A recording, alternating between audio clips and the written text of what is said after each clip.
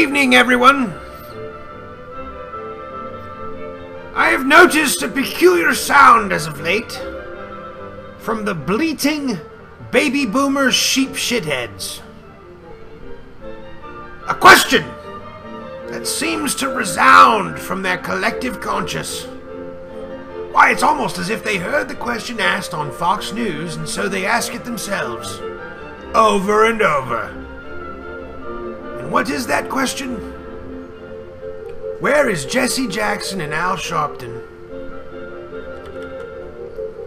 Every time another race-based act of black-on-white violence that gets swept under the rug by the media makes it out to see the light of day, that, of all questions, is the question emanating from their lips. Well, for starters, I'll tell you where Jesse is. Right about now, Jesse is feasting on a well-done steak, extra juicy, smothered in ketchup, and washing it down with some Boone's watermelon-flavored wine. Al is no doubt eating a big fat fowl, heavily breaded and dropped in a deep fryer, pairing it with the most expensive cognac money can buy. Such taste. But this is the question that the sheep-shit-brained baby boomers are asking when McDonald's claimed the life of a 19-year-old college freshman nearly 2 years ago. McDonald's, the restaurant, murderous as they are, is already highly unpopular for its breast-inducing fare. But now that they are explicitly murdering young people outright, isn't enough.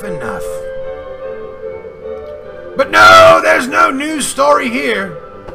McDonald's has free reign to go around killing whoever they please as long as they're killing young white men. And we know why the baby boomer imbeciles are axing this question. Because they feel like if the young man that lost his life had been the same color as Jesse and Al, that perhaps they would have something to say. Much like when Michael Brown, who innocently strong-armed his local neighborhood corner store for some Swisher Sweets to roll his marijuana up in, was executed mercilessly by local law enforcement when he was defending himself from being arrested. Jesse and Al were there. And they're always there. But why baby boomer bozos feel the need to wonder why Quanell X had nothing to say about young, white, innocent victims of racial violence remains to be seen and says a lot about their intelligence quotient. When that young man was mercilessly executed by McDonald's that night by beating him to death with 20 young black men out of the reported 400-member barrel of monkeys that was in the parking lot that night, the media was hot on the trail with trumpets and great fanfare.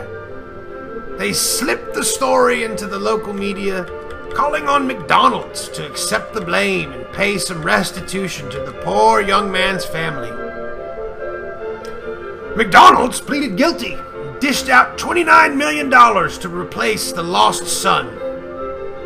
Such a trade-off. What a trade-off, rather. But that is what they get for not having an armed guard on the premises.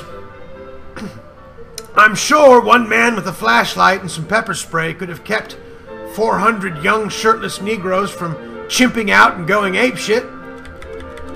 And why would anyone feel the need to be uncomfortable at the sight of 400 young black men in a parking lot at 2 a.m.? Only a racist would use his common sense and get the fuck out of there. Which is why that young man casually got out of his truck with his cowboy hat on and tried to order a Big Mac. But this was no hate crime.